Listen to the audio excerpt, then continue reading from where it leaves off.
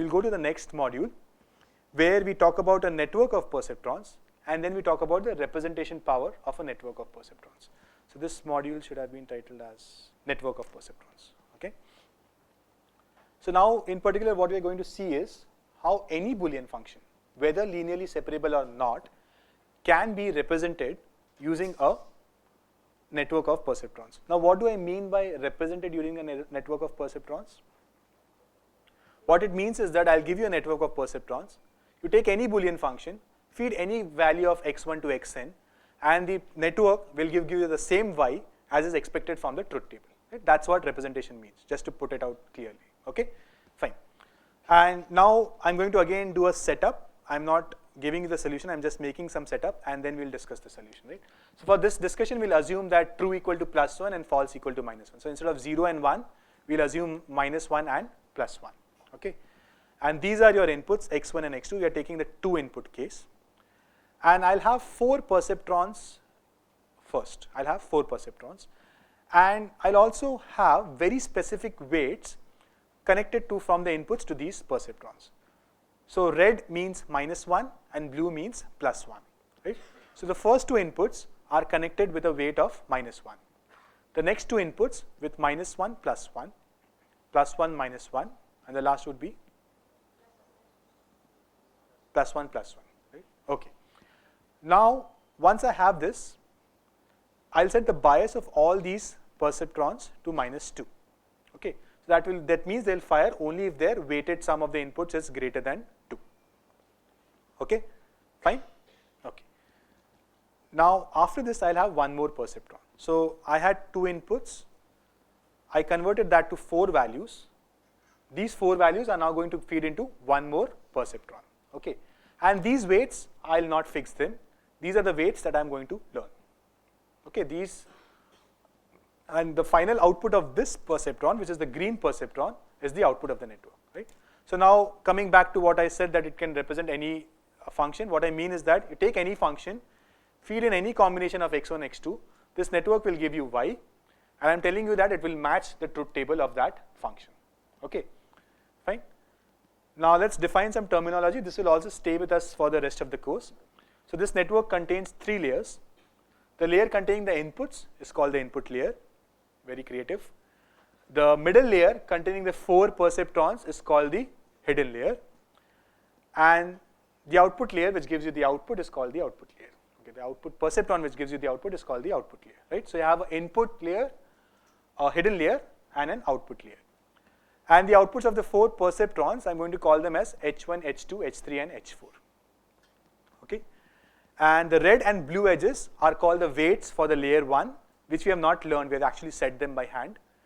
And the weights for W1, W2, W3, W4 are called the weights for the second layer. I've got the layer 2 weights. And these are the weights that we want to learn. Okay? Now, I make this claim that this network, it can take any Boolean function. It can implement any Boolean function. Right? So this same network can implement any Boolean function. That means if I take this network and if I try to learn the values of W1, W2, W3, W4 for any Boolean function, whether it was originally linearly separable or not, I'll be able to implement it. Right? So isn't this an astonishing claim? Any Boolean function. Do you think this is an astonishing claim? Well, not really, if you really understand what is happening here, right? So let's see what exactly is happening here. So when will perceptron 1 fire? When the input is false, false, 0, 0. Will it fire for any other input? When will perceptron 2 fire? Any other input? Same for the next perceptron? Same for the next perceptron. So you start getting an intuition of what is happening here. You do? Okay, let's see. So now for this particular network, now that I've given you some intuition of what is happening, basically every node or every neuron in the hidden layer is catering to one of the inputs, and it will fire only for that input. It will not fire for anyone else, right? So now let's try to implement the XOR function and see what are the, okay.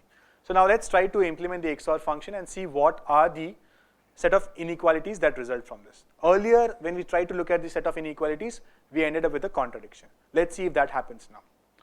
So this is x1, x2. This is the XOR function, so that's just like any truth table.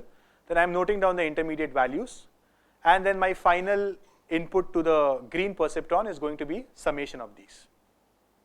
Okay, fine. And it will fire if this summation is greater than equal to 0, or else it will not fire. Okay.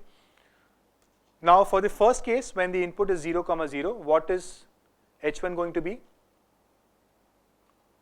1, and everything else is going to be 0. That's exactly what we saw in the previous slide. So what is the summation going to be?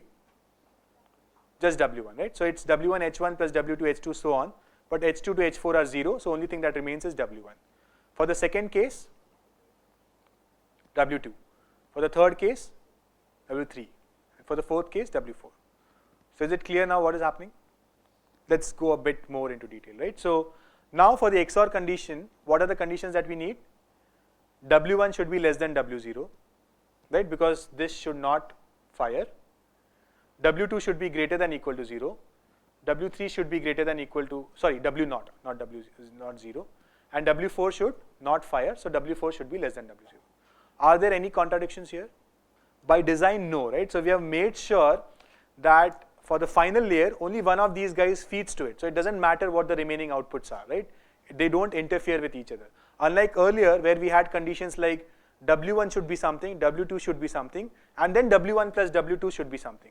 There are no such contradictions here, because we have made sure that every neuron in the middle layer actually caters to one specific input, and now the weights in the final layer can be adjusted so that we get the desired output for that input, right? So I can set whatever value of W1 I need to set so that I can fire the neuron, right? In fact, I could just fix W0 as 0, and then I can adjust the weights of W1, W2, W3, W4, right? And I can implement the XOR function. Right? So are you convinced that this can be used to implement any Boolean function?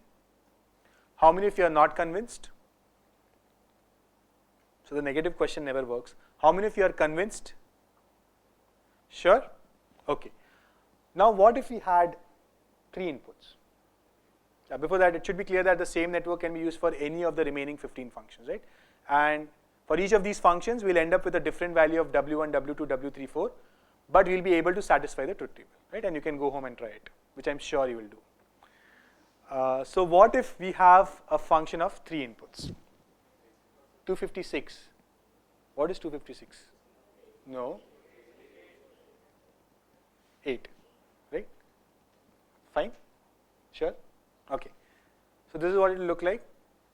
And anything specific about the weights of the initial layer? Can you tell me what the weights would be? Just tell me red, red, red, red, blue, blue, whatever colors you like, just tell me. First perceptron, what would the weight colors be? Red, red, red. Then? Okay, enough.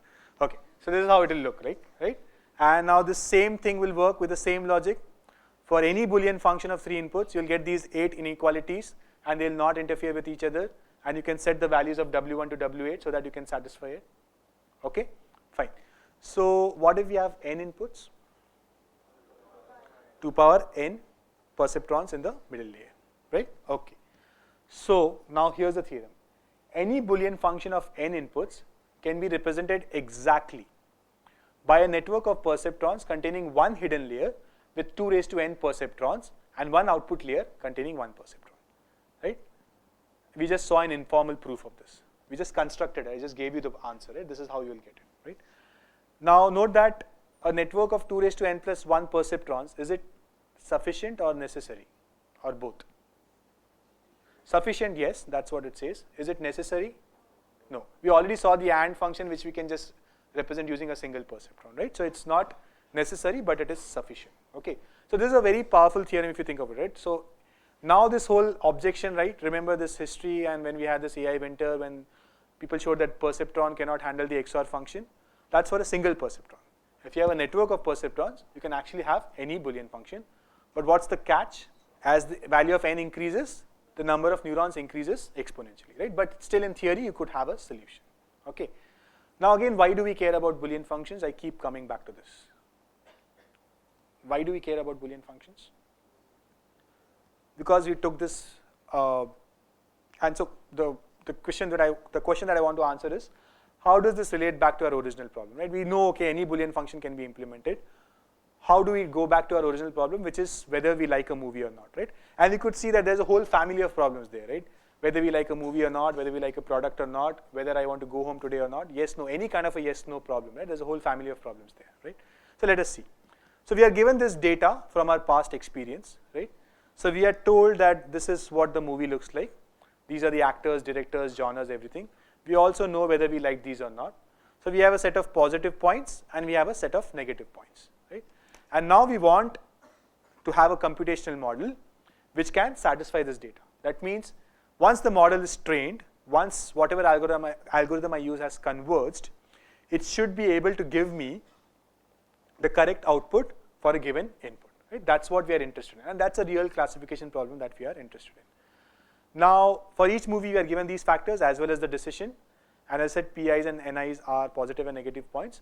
The data may or may not be linearly separable. Right? It's not necessary that the data is linearly separable. Those were the goody cases, right? But in general, that may not happen. But do we worry about it now? No.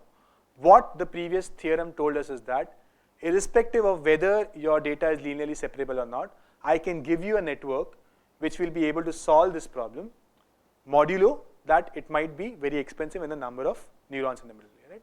But if you keep that aside, I have a solution for this. And that's why we care about Boolean functions, because many problems we could actually cast to it in a simplistic way if we ignore the real inputs. And if you even think of the real inputs, right? Suppose it could take all values between 0 to 1.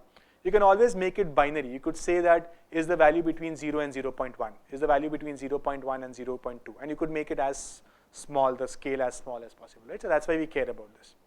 So the story so far has been that the networks of the form that we just saw, right, which contain one input layer, output layer, and one or more hidden layers, these are known as multi-layer perceptrons.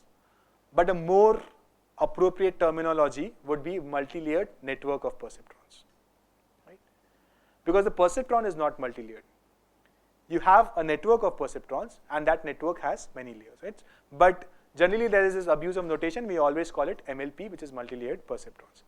And the theorem that we just saw gives us the representation power of an MLP, and it basically tells us that it can represent any Boolean function that we want to deal with, right? So that's where we'll end this class, and in the next class, we'll talk about sigmoid neurons. Okay, thank you.